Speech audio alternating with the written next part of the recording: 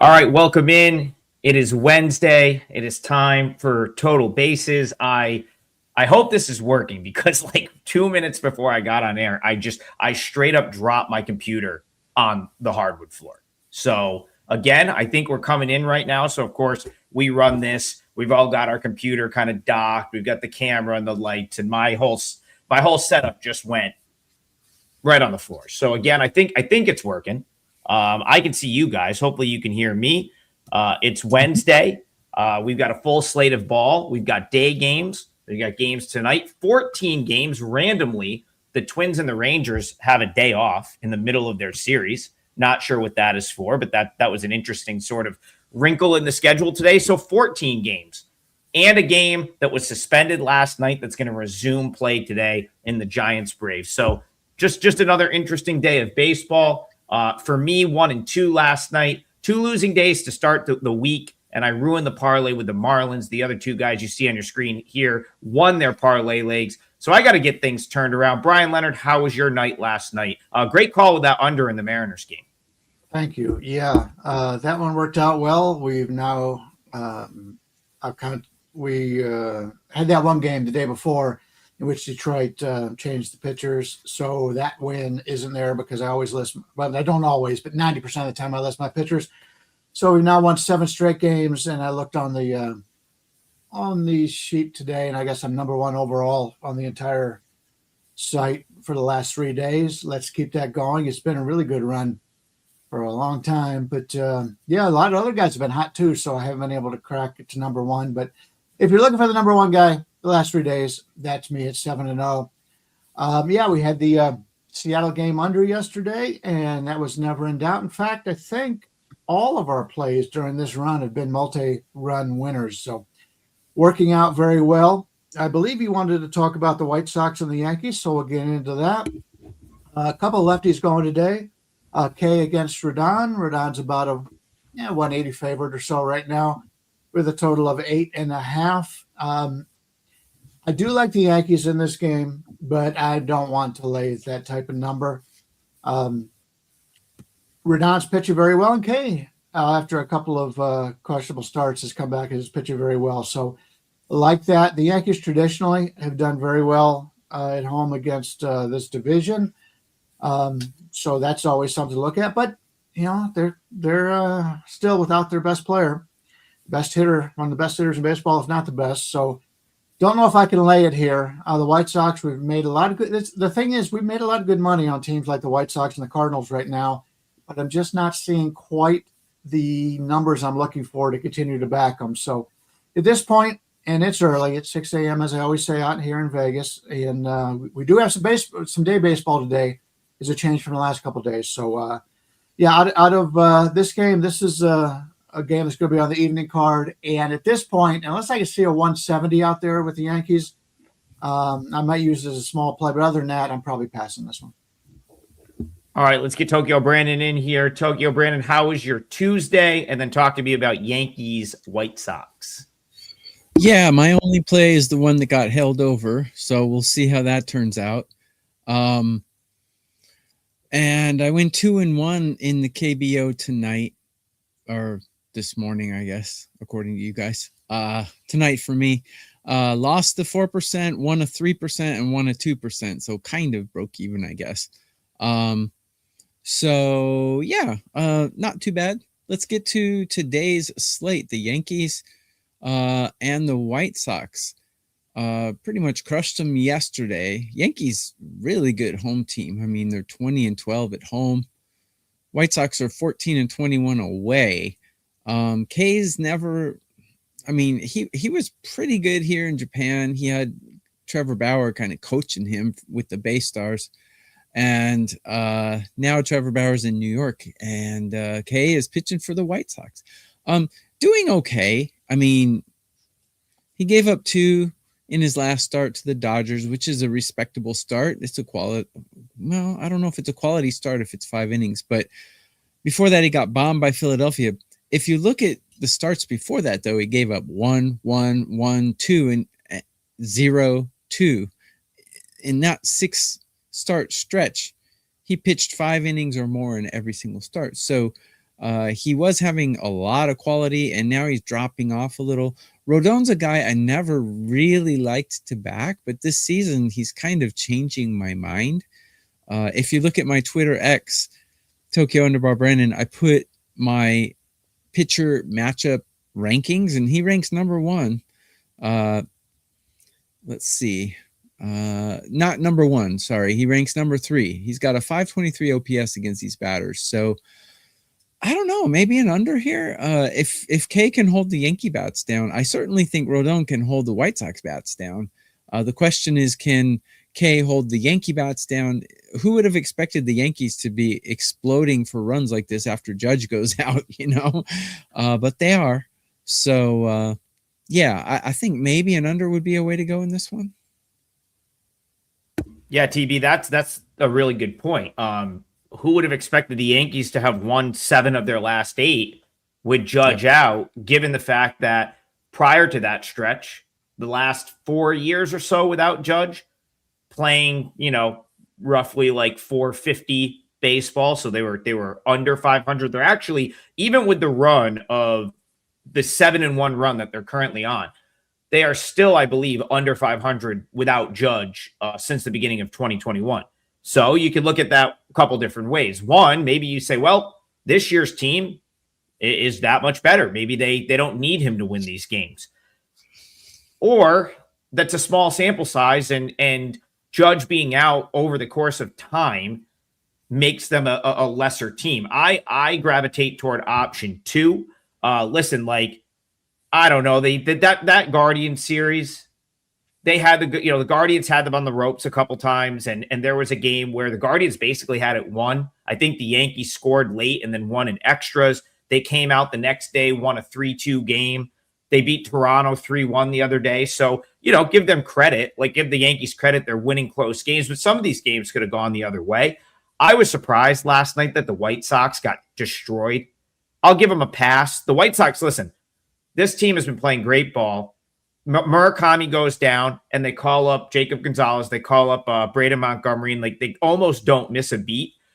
Remember, over the weekend, the White Sox took 2 of 3 from the Dodgers, and then had to turn around and go to Yankee Stadium. I'm willing to give them a pass for the 12-2 drubbing last night, because the other thing, you can go back a little bit. Prior to that, they were on the road at the Phillies. They then had the Braves at home, and then the Dodgers at home. So, listen, I'll give them a pass. Last night, they get crushed 12-2. They kind of had one of those coming. I like the White Sox here. I still think they're undervalued. They're 38-33. Like, to me, I look at this AL Central. Like, to me, the White Sox have clearly been the best team in this division. I look at some of these other divisions.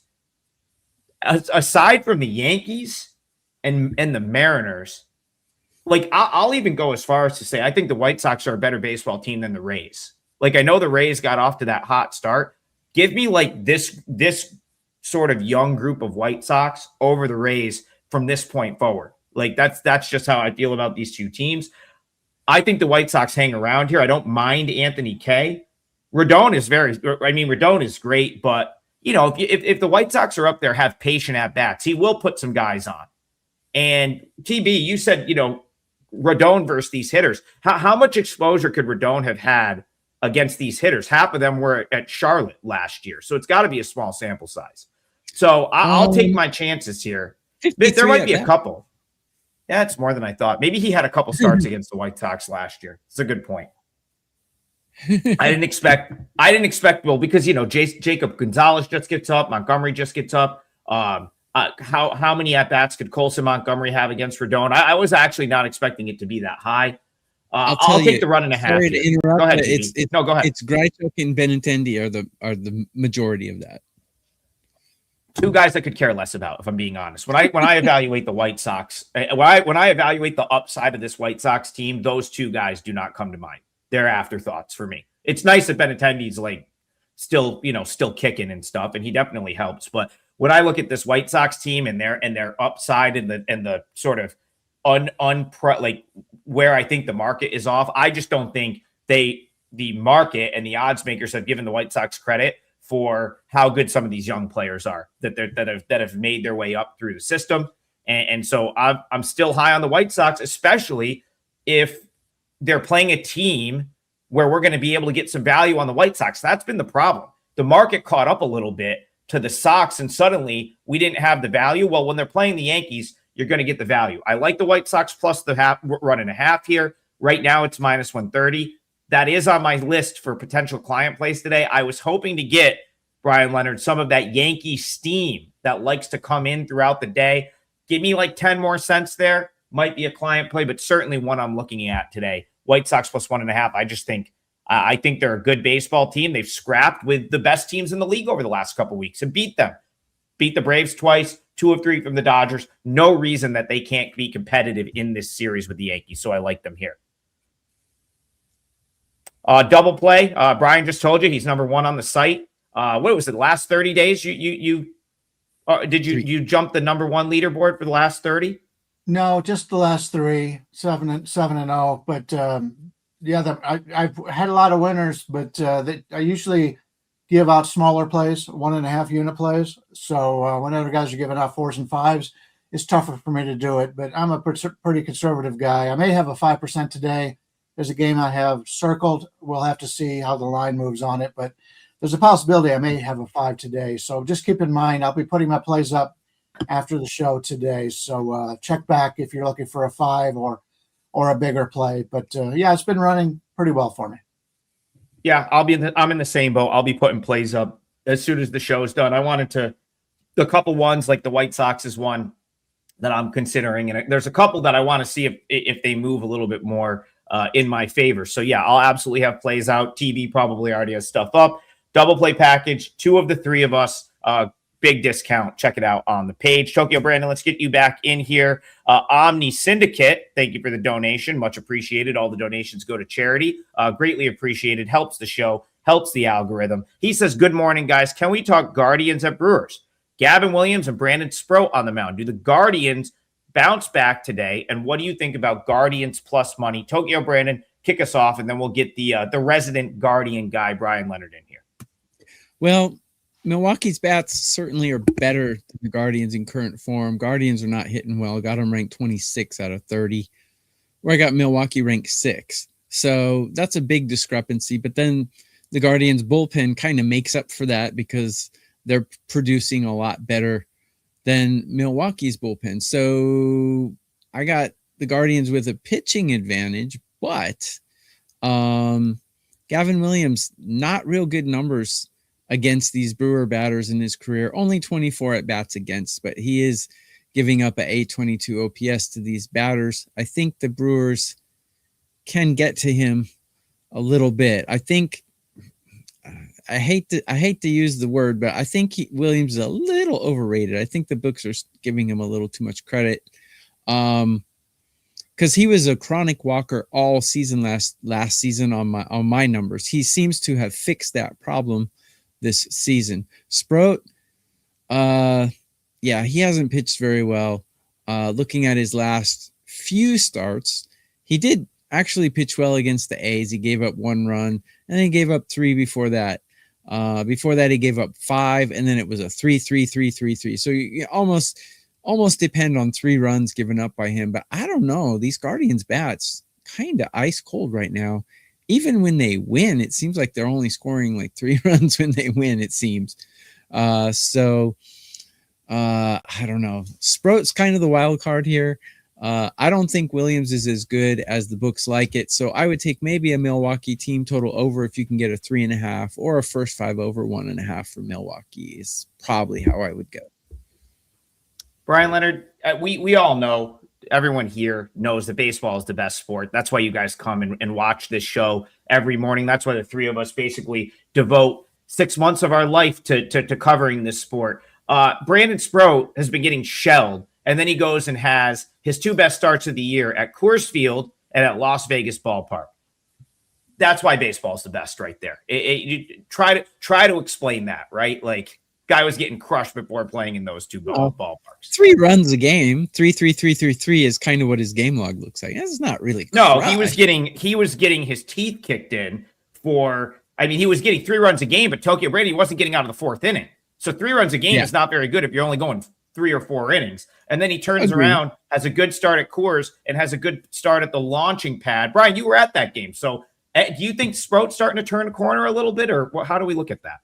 Yeah, I was there, and I was very impressed by the way he was pitching. I didn't think he was going to last more than 3 or 4 innings coming in, and he looked really good. He really did. I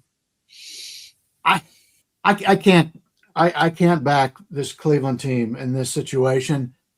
If you take a look at the last 7 days over at Roster Resource at Fangraphs, the best guy who will be in the lineup today will be Patrick Bailey. Patrick Bailey, the catcher. Patrick Bailey, who bats 9th in the lineup and is one of the worst hitting catchers in baseball. And Cleveland's got a habit of signing every worst hitting catcher in baseball. It's been since Sandy Alomar and Martinez that they've had good catchers. They can hit. They have nobody that can hit. They do have a guy in the minors who hopefully they give him a chance. But yeah, you take a look at these injuries for Cleveland. And I always said they only had like 3 professional hitters in the lineup. Jose Ramirez, hamate injury. He just had his surgery yesterday. He's going to be out 6-7 weeks, something to that effect. Anel Martinez got hurt yesterday. He had a fracture in his foot. He was having a breakout season this year. I've been following him all season long. He put on some weight for more power. He has probably been their 3rd best hitter on the season. Their 2nd best hitter on the season, Chase DeLauer, who is also injured. He pulled a muscle in his side, and he may be going on the IL. That leaves your batters in this game. Travis Bazzana, I've been impressed by him, but he's a rookie. Brian Rocchio, who has been a journeyman, but he's been very, very lucky with his hits this year. He's not doing well, but if he seems to be hitting with runners in scoring position, that's something that's going to regress. You're just not good at hitting runners in scoring position and hitting terrible without him on. Kyle Manzardo, I like him, but he's very consistent, strikes out too much. Rhys Hoskins is lucky he's still in baseball. Daniel Sheeman is a guy who plays everywhere. That's the only reason he's in the lineup. Stephen Kwan should have been traded in the offseason to the Dodgers, and he's been terrible this year. Gabriel Arias just came back from the IL. He hasn't been good in his time with Cleveland. And Patrick Bailey. That is your starting lineup in this game. We'll probably see, without DeLauer in there, we'll probably see David Fry, another one that, do you really trust him in this game?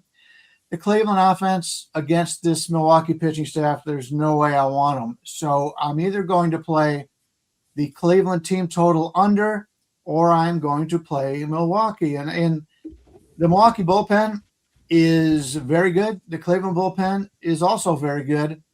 But Milwaukee can score. Milwaukee is a team that I expect to get at least 4 runs from today, and I can't see Cleveland, unless Milwaukee's defense is really bad and they give them some, either some walks or some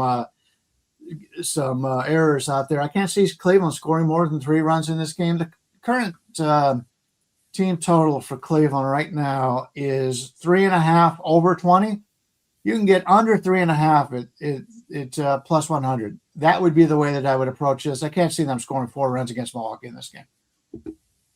Brian, I'm with you. I too got to sit in the front row of a minor league baseball stadium numerous times and watch Brandon Sproat pitch. He was a Syracuse Met for a couple of years. Always felt like his stuff had a lot of life. Like I've said this a couple times, I felt like he got lost. He kind of was the odd man out in this like surge of like good pitchers for the Mets. He ends up in Milwaukee. I've had high hopes for him there. He didn't look great out of the gate this year, but the last 2 starts, he started to throw the ball well. I don't really want to go against him. I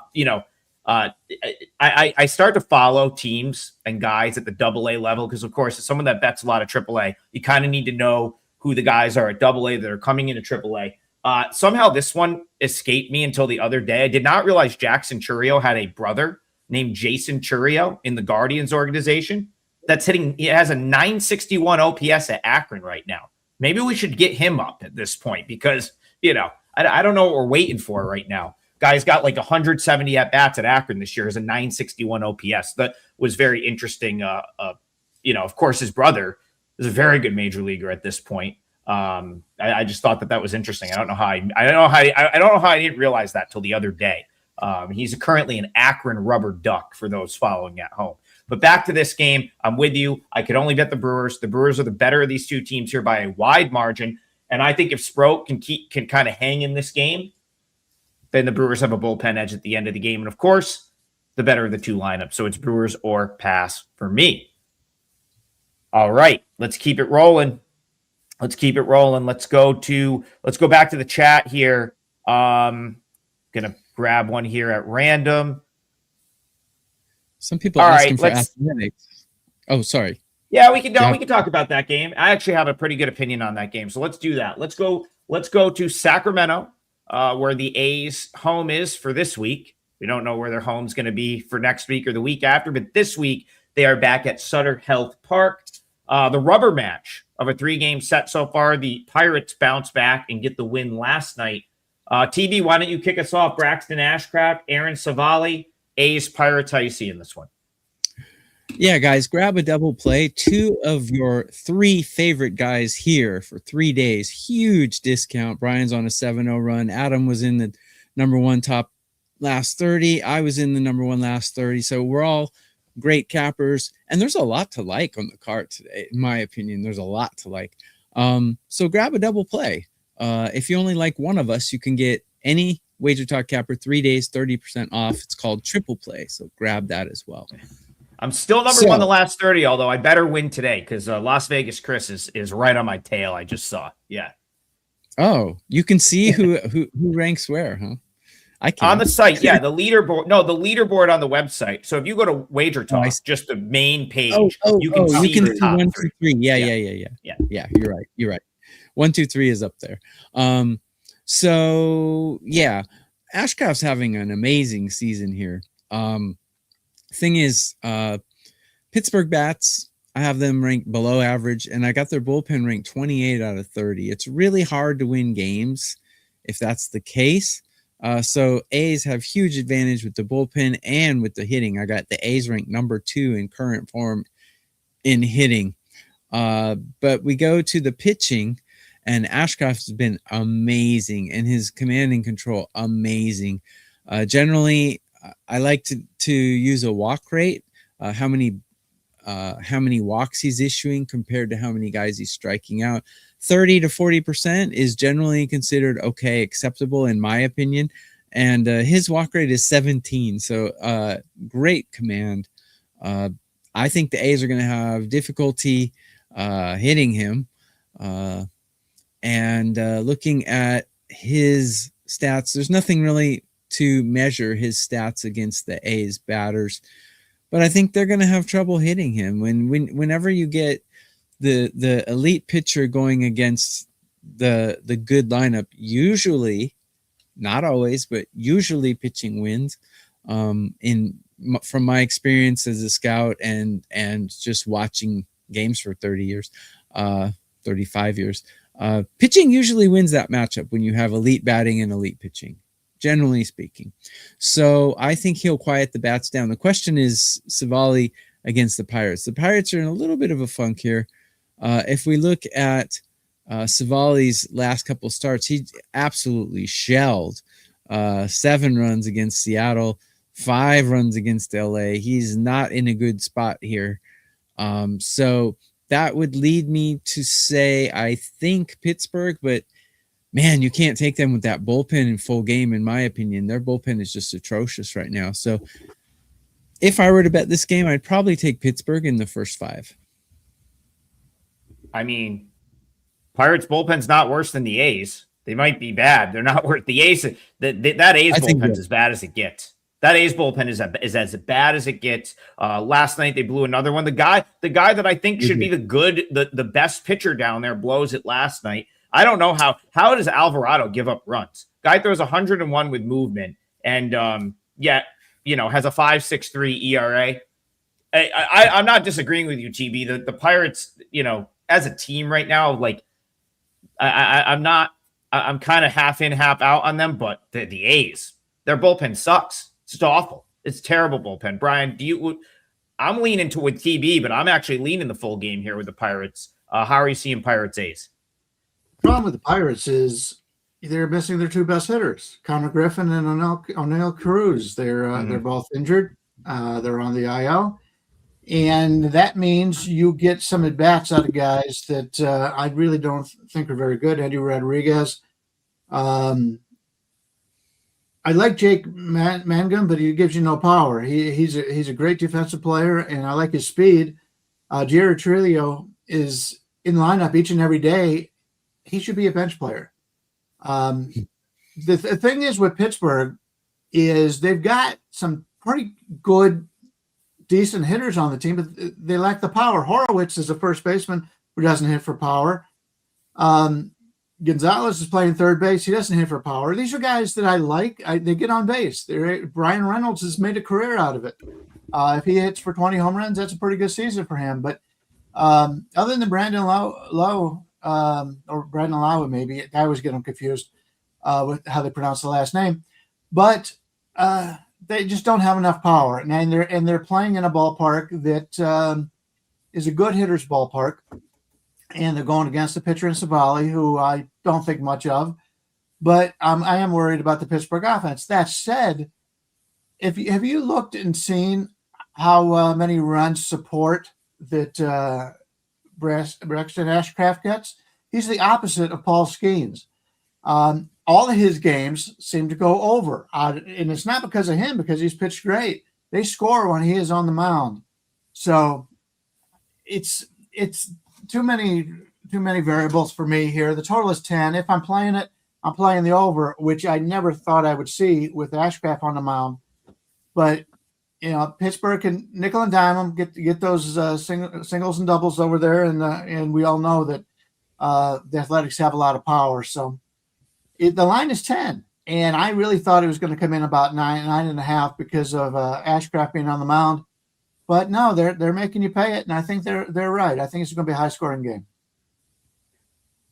Well, Brian, if you think the Pirates can score some runs, that makes me feel good about where I want to go with this game. I like the Pirates. I think Ashcraft is elite. I know he hasn't been great the last two times out.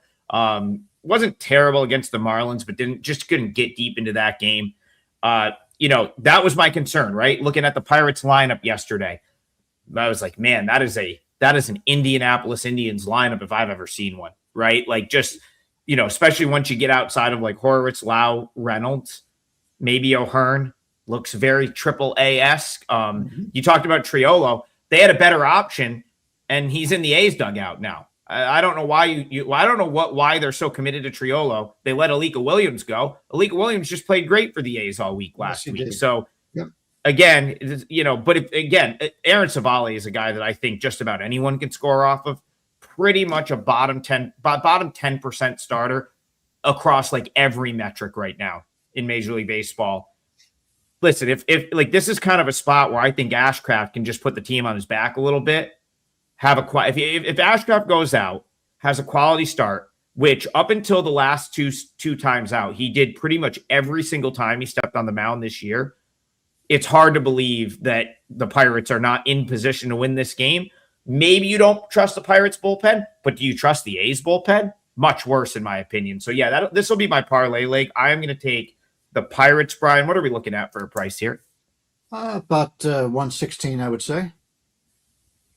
Yeah, and that's one that's going to get some consideration for me from the client card. I'm very high on Ashcraft, and I think that this is a good spot for him to bounce back and put his team in a position to win the game.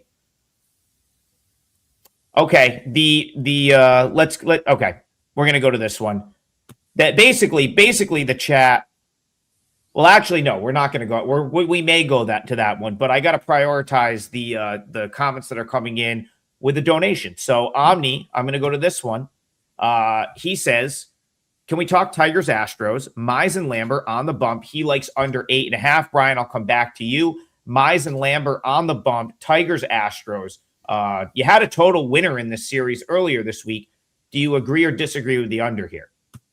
Yeah, it's sitting around 8.5 out there. There's a couple eights, but if you can get 8.5 here, I wouldn't have an argument with there. I turned into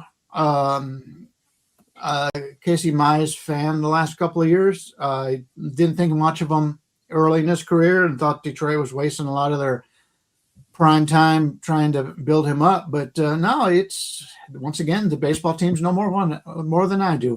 Who would have ever thought that? For those guys who think they could coach Major League Baseball or whatever. But yeah, Casey Mize has been very good. Lambert, hey, we used Lambert the other day, I believe. Tokyo Brandon and I talked him up a little bit, so we do like him a little bit. And the total's 8.5. It's basically a pick'em situation, and I somewhat like Detroit also. Houston's lineup, if you take a look at like AAA lineups, they are very similar where they've got 4 maybe decent bats and Major League bats in that lineup, and you just got to pitch around them. And I think Casey Mize has enough different pitches and he keeps people off balance. I think he's going to have success here. So, yeah, if you're lucky to play Detroit or the under in this game, I wouldn't disparage you from that. I think that's probably the way to go in this one. TB, Astros, Tigers to you. Guys, get a double play. 2 of your 3 favorite handicappers. 3 days, huge discount. And we all know baseball pretty well. I love Casey Mize this season. I'm kind of like Brian. It took me a while. He grew on me, but man, you look at how he's pitching this season. Just look at his last few starts. Earned runs 0, 2, 0, 2, 1, 0, 1. I mean, could you ask for more than that? On the other hand, Lambert's been good. He had a rough patch, but man, hard to find a game where he gives up more than 3 runs either. Looking at how the teams rank against each other. Well, digging deeper into the pitching matchups, though, Casey Mize definitely has his walks much more under control than Lambert. Lambert's walking 50% of the guys that he's striking out, while Mize is walking only 17% of the guys he's striking out. Tigers with the hitting advantage. Bullpen's pretty equal. So I think eventually the stronger bats are going to win out. So I would either take the Tigers here, or I would take an Astros team total under in the first 5 or full game, because Mize is just pitching lights out. Those are the 2 ways I would go with this one. Haven't done it yet, but seriously considering it. Yeah, sorry about that. I was trying to bet something in the trying to lock something in for clients before it moved, or just, I wanted to make sure I got a certain number. So we did that. The other thing I have to listen, I don't know if we'll get to the game. People just wanted me to come on here and talk about what a bad call the Marlins was yesterday. I got it. Listen, they were dead. They were dead on arrival the last 2 days. That was just a bad call. I will say this though. I'm just gonna throw this back out there. That does not change my opinion about them making the playoffs at plus 950, which is what I saw. That whoever brought that up in the chat yesterday at FanDuel, it is like plus 950. That's still a good bet. I know they got crushed the last 2 days. I still like that Marlins bet. But if you wanted me to come on here and be like, yeah, that was a terrible pick, there you go. It was a terrible pick. Hopefully we'll do better today. As far as this game is concerned, I don't have a ton to add here, so I'll probably just move it along. I too, like Brian, have sort of come around to Casey Mize, and I'm just going to go back to sort of what I've had to say about the Tigers in general the last couple weeks. Like, they're a team that when they got healthy, I wanted to bet on. I wanted to look to back, and with now I'm kind of in the Gleyber maybe tweak something, gets hurt. They came out. That was great insight yesterday from Brian. He pointed out, hey, Gleyber tweaked something on his swing. He's probably not going to be in the lineup. Gleyber wasn't in the lineup, and the Tigers scored 2 runs. I guess I don't really know what to do with this team anymore. I don't hate the look at the under, especially if Torres is out again, which he probably is. And I don't mind the 2 pitchers, but yeah, I just don't have a ton to add here. Brian, I'll let you close this one down and we'll find a different game. Yeah, they haven't put Torres on the IL yet. They're trying to figure out what's going on. I really can't see him playing today. But also, he and Colt Keith were the 2 hottest hitters in that lineup all week long, by far the 2 hottest hitters. And Colt Keith got hurt yesterday. So there's a very good possibility the only 2 hot guys in the Detroit lineup will not be playing today, which gives you more reason to look for the under, I think, in this one. Yeah, that's a good point, and we'll leave that one there. Let's go back to actually, let's go. I'll go right back to you, Brian. Do you have an idea of what game you want to look at for the parlay piece? I do, and based on your last reaction, it's probably not going to be popular, but I like Miami in this game. So do I. So do I. Alcantara's on the mound against Painter. I think Painter's one of the most overpriced starters in Major League Baseball. He's gotten a lot of hype as a minor leaguer, but he hasn't really been able to turn it into a success at the Major League level. And Miami, not only do they have their most consistent starter, not their most consistent, as Meyer's been fantastic all season, but he's been very good. Alcantara's had a nice bounce back season here, coming back from the injuries. So I like him here. And if you take a look at Miami, this has been a team that has been able to bounce back, and they're really good on not being swept in a series. I think they're like something like 23-2 when they're avoiding a sweep in a series, just something outrageous. There's got to be something in there for that. Teams that are able to do that are teams that I want to play because they seem to have more heart. They're not going to lay down against the Phillies, and the Phillies have dominated them the first 2 days, no doubt about it. But you liked Miami in the first two games. I think, how often do we get a team that we are a day or two early on? I think this is the situation here. I like Miami, and you're getting them as a slight underdog price. It's close to a pick 'em, but you're not getting a lot of plus money on them. But I see some plus 100s out there. But Miami's the side in this one for me. I just like the bounce back ability of this team, and I think they have a big advantage in the starting pitcher, and their bullpen has been much better than their starters all season long. So it's Miami for me in this one. And sometimes you got to hold your nose, but those are usually the ones that are the better plays. If you just add them up at the end of the season, the ugly dogs that nobody wants, those are always pretty good money makers for me. Yeah, I still like it. Listen, it's a different handicap than the last 2 days. So, of course, the last 2 days, you had the Phillies, who had, an elite pitcher on the mound. No argument that Wheeler is elite. Luzardo, when he's on, is elite, right? Like when he's on, he's very good. But you were taking, you had the Marlins, and like for me, I was taking a position on getting the 1.5, that it would be a competitive game. It wasn't a competitive game. Was wrong about that.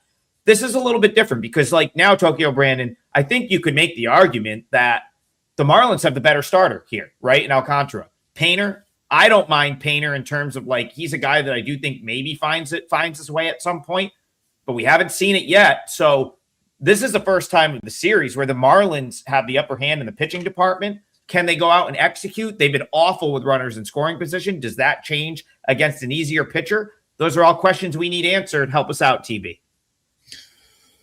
Yeah, the way I break this one down, look, Miami's hitting better than the Phillies in current form, despite losing the first two games. Really hard to sweep a team. 3 games. Generally, it's just ebbs and flows of baseball. Teams kind of let up when they've already won the series. And I think the Phillies will do that. The one advantage, like looking at my numbers across the board, I have Miami ranked higher than Philadelphia in almost every category, which is strange. I didn't expect that. But Philly's bullpen is outperforming them by about 3 points, according to my rankings. But Alcantara is a guy who can go pretty deep into games. So I don't think bullpen deficiency will be too much of an issue here. It'd be Miami or nothing for me. Don't know if I'll do it or not, but yeah, like Brian said, they just got too much. Did you say it, Adam? This team is very scrappy with a lot of heart, and they're very talented too. So, well, I think they'll salvage one game here. Yeah, I mean, and like, listen, I guess you give credit where credit is due. The Phillies have shown up as the World Series Phillies the last 2 days. Like, I didn't really see that coming. The team that the Phillies, a couple of years ago was one of the best teams in the National League. That's the Phillies that have shown up the last 2 days. Alec Bohm, where did he come from, right? He's having a terrible season. He comes out and has a good game. Trey Turner likely still out, right, Brian? He's probably still out. So it's like, yeah, I mean, I guess they're hot, and maybe, I mean, if they show up and just crush Sandy, then they're going to win again. I don't know if that's, listen, Alcantara is not the same guy he was in 2021, but this is a step up pitching wise from Tyler Phillips and Ryan Gusto, especially the last 2 days when neither had even close to their best stuff. Like, you can even tell Tyler Phillips was like, just leave me out here and let me take one for the team so I can save the bullpen. Like, if you watched the Marlins broadcast last night, you could see him telling his coach, like, I got more in the tank. I want to save the guys for tomorrow. Like, he just didn't have it yesterday. Tough to judge the Marlins on how those last 2 games have went, in my opinion. Like, one for like 18 with runners in scoring position. Phillies came out and hit the ball. I'm with you, Brian. I don't know if I want to piss my clients off like that yet, but I'm thinking about it. Because I do think that the Marlins are the better side. That makes the most sense in this spot, given what's happened to this point and the price, which is all that matters. Listen, what happened yesterday does not matter. The only thing, the result of yesterday's game is done. I already said, went 1-2 yesterday. That is done. All we care about is today's game. This game, how this game plays out. I'm with you, Brian. I think the Marlins make sense. What is the price on that game? Yeah, you're getting them minus 103, something to that. And this will not be my 5%. I'm just letting people know. But I've seen enough baseball in 45 years to know when a team is fat and sassy, as Marco would say, and I would have to say that Philadelphia is pretty proud of themselves at this point. All right, let's get Tokyo Brandon back in here. First of all, Freebird, much appreciated. Comes through and he just wants to drop a comment and says Casey Mize is good. Guy usually only gives up 2 runs. Watched him at Auburn. So shout out Auburn. Shout out Drew Martin Betts, our resident Auburn grad. I'm sure he's all over that too. He's always tuned into what's going on down there. And we have 2 of the 3 legs locked in, Tokyo Brandon. So the floor is yours. What game are we looking at to close this out? Actually, it's going to be the Tigers game. Sorry, it's a game we already. No, that's covered, all right. Let's go back there. We'll squeeze another one in at the end. Tell us what you're looking at in the Tigers. Okay, game. so I'll make it very quick. Given Brian's mentioning of Tigers being a little depleted, the fact that Casey Mize is on absolute fire, I think the first 4.5 is a little too high. So I think the under 4.5, and I'm seeing it anywhere from minus 115 to minus 117. So I think that's a good play. I'll take that as my parlay leg. Yeah, can't argue. Tigers weren't hitting at all before a couple guys came back, and now they lose a couple guys. I think it's reasonable to say that the Tigers might struggle to hit again. So let's go back to the chat here. Grab one more from the chat. Everyone wanted me to come on here and basically talk about what a trash pick the Marlins was the last 2 days, and I basically ended up co-signing Brian's Marlins pick. So sorry, I guess I apologize in advance, but I do think we're going to win today. So it is what it is. Someone says F him Trig, play the Marlins. Mark Lambert, let's go. That's the attitude that I like right there. All right, let's go. Okay, I'm sure I'm sure there's folks that want me to come on and address this one. So let's go here. Mark Lambert says, I like San Diego to get it done on a bullpen day, only plus 110. Yeah, I had to explain myself yesterday in the chat. I don't dislike the St. Louis Cardinals, okay? This is one thing you have to understand. I am not a fan of any of these teams. I could care less who wins and who loses. I just like betting baseball. I like to try to find value. I do not care about any team. That's one of the beauty of living in upstate New York. We really don't have a team here. We don't have a big league team. You can root for the Mets. You can root for the Yankees. I had a bunch of buddies that were Red Sox fans growing up. A lot of guys. I had a handful of friends that used to root for the Expos because it was easy for us to get from Albany to Montreal. That was an easy trip when I was a kid. So I don't care. All I'm saying is the Cardinals are a little overvalued right now. They're starting to be favored every day. And I think if they hang out, Brian, if they hang out 8 games over 500, what does that mean? They might finish the year 85 and 77. like, wouldn't that be an incredible year for this team? Do we see it getting better than that is, I guess, what I'm saying. And if it doesn't, that means they played like 500 ball the rest of the way. So again, even with the win last night, I'm still inclined to go against them. Mark, I agree with you. I see value on the Padres. Brian, talk to us, Padres Cardinals. Yeah, I was more of a math major than an English major, but when you say I could care less, that means you can actually care less. The correct Yeah. That's why I switched my major. I was an English major, and I switched probably for things like that. Yeah. This is how our language has progressed, though. Yeah.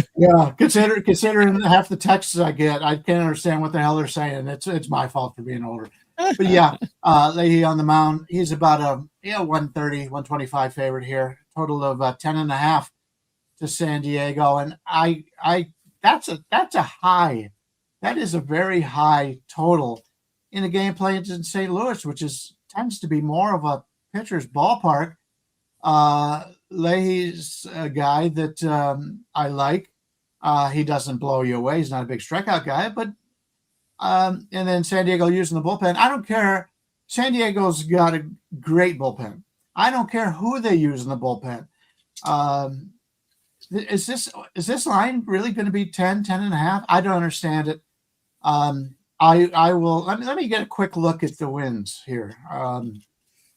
St. Louis, local weather. Nothing. The wind's blowing out pretty heavily to the left field, but it's not showing that it's going to be more home runs, more runs.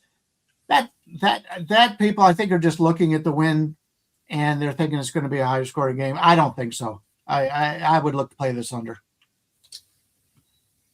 Yeah, so listen, David, he said you said they are regressing while on a 5-game win streak. Check the tape. No, I'm going to tell you exactly what the tape says. The first time I brought this up was when they played the Mets. Okay, so as of yesterday, they were 3-3 since that game.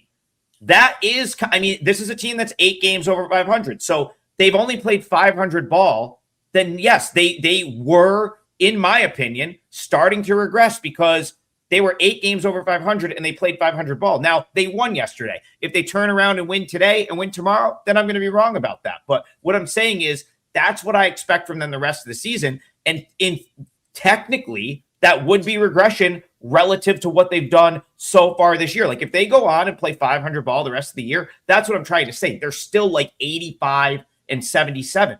That's Brian. That's I can't see the Cardinals doing better than that is what I'm trying to say. I think the word regression is based on how they're going to play. My statement would be they're being the advantages we had earlier in the season playing them, those numbers, we're not seeing them now. We're paying a premium right now. Yes. If you're looking to play the Cardinals. Now, granted, they won the last 2 days.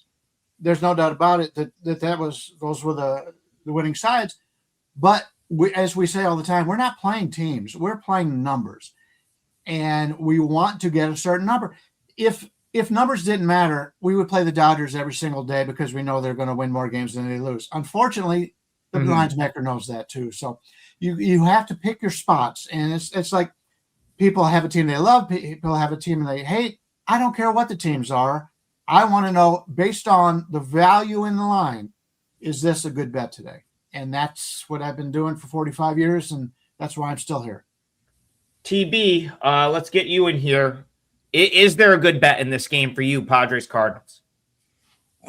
My numbers are screaming at me that this is the best value bet on the board today. St. Louis Cardinals on the money line. And I don't believe my numbers, though, because, again, the Padres are my albatross. Every time I go against them, they win. Every time I bet with them, they dive. So, and Leahy's not the best pitcher in the world. He does have 24 at-bats against these batters with a 125 average against and a 458 OPS, which are stellar numbers. But his overall numbers this season are not good. It would be Cardinals or nothing for me, though, because Cardinals are batting number 4 in MLB in current form, while the Padres are batting 23. Bullpens are pretty equal. So, yeah, I mean, the Padres, if it's a bullpen game, their bullpen is pretty run-of-the-mill. I even have the Cardinals a slight advantage there. I don't know why my numbers like the Cardinals so much today, and I probably won't bet it just because I don't like my heart doesn't like it, but my brain likes it. So I'll probably stay off it. You could see some Griffin Canning here potentially as a bulk guy. I don't know exactly what the Padres are going to do, but I do know that if it gets to the later innings and I've got the Padres bullpen, I feel pretty good. Like if I get when they have their better bullpen guys, if I can get to the later innings with the Padres better bullpen guys, that's typically the side I would want to have. But yeah, a tricky game nonetheless. And listen, I'll come on here. I've definitely been wrong about the Cardinals, like because I said it maybe earlier than that, like. Tip the cap. They played unbelievable ball. They have a bunch of good young guys. If you subscribe to my service and you've been with me since last year, I wrote about a lot of these guys when they were at Memphis, and I've talked about Memphis all year. Memphis is in the mix that they're probably going to win the International League first half, which ends this week. With a lot of guys that like Blaze Jordan just got called up. Like that organization has a ton of good young talent. So I wouldn't be that surprised if the Cardinals do win the 85, 86 games. They might be able to do it. And then I'd be wrong about that. Well, or even win 90 games and they shove it in my face. It wouldn't surprise me that much, but I do think the value is to fade them right now. And I'll leave it at that. And we'll leave you with a parlay. Like I said, Brian's red hot the last couple days. Check out what he's got going on his page. Double play package for the both of, for any of the two guys that you see on your screen right here. Big discount on the WagerTalk site. The parlay today is as follows. I'm going to go with the Pirates. Minus 120, I think, is probably fair right now. We'll go Marlins minus 103 for Brian. And then Tokyo Brandon's going Astros, Tigers, first 5, under 4.5. What do we decide? Like minus 120? What do you see in there, Brian? 120 last time we looked, yeah. Really? Minus 120. Let me check it out again. First half. 4.5, anywhere from minus 110 to minus 115. Well, there is 120s out there, but all right, we'll go minus 115. Yeah. That's what I saw. Okay. And listen, Freebird at the gun, because you donated. I'm just gonna. He says, "Are the Cubs a great play today?" I don't think so. The Rockies have played so good against them, and the guy they're throwing out there, Sean Sullivan's good. He left his last start because he got sick. He didn't leave because he was dealing. Brian was at the game. Guy was cruising. He got sick. Impressive. Yes. His coach said he looked like death. That was his comment after the game. So again, I would not touch the Cubs. They're way overpriced relative to how they've played against the Rockies. Anyone want to just throw one quick comment out there? Cubs Rockies for Freebird. I've got nothing on that one, but interesting game tonight in LA with Tampa Bay and LA going. I was hoping we'd be able to talk about this one. Running a little late, can't talk about them all, but keep in mind that Ohtani is not supposed to hit tonight. I like. You got to just donate from your burner, Brian. Donate from your burner, and then we'll talk about it.